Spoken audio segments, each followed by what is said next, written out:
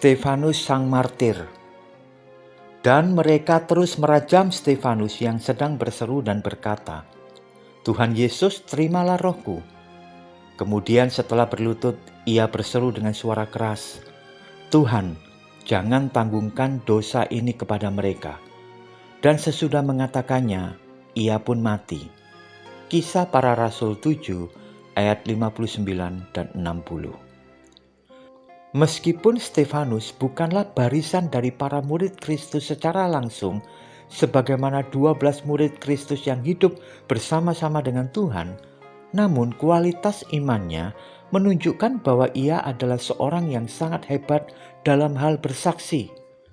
Ujung-ujungnya dia harus dirajam batu, yaitu mengalami proses kematian yang secara perlahan dalam keadaan menyakitkan sebelum ajal menjemput. Ada dua hal pelajaran yang patut dicatat dari peristiwa kehidupan Stefanus ini di akhir hidupnya. Pertama, di ayat 59, ia menyerukan kepada Tuhan Yesus untuk menerima rohnya. Siapa yang bisa menerima roh manusia kalau bukan Allah sendiri? Bukankah Alkitab mencatat bahwa tubuh kembali kepada tanah dan roh kembali kepada Sang Pencipta?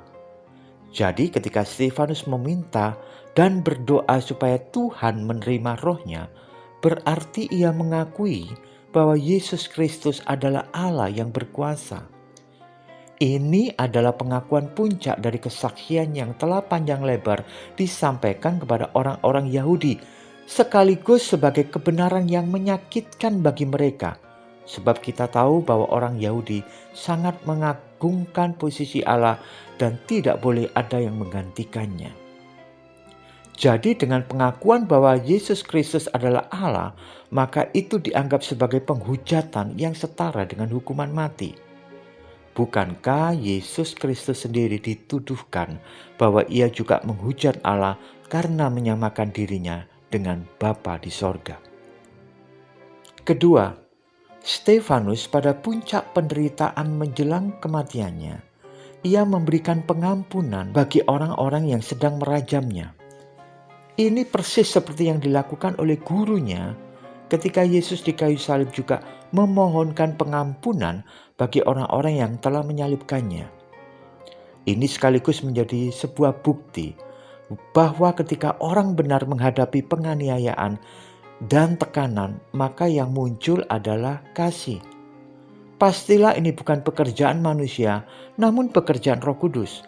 Sebab kita tahu tidak mungkin daging kita akan menerima kenyataan itu. Malah kita cenderung untuk membalas pukulan dengan pukulan. Namun kasih sanggup memberikan ganti pukulan dengan seruan pengampunan.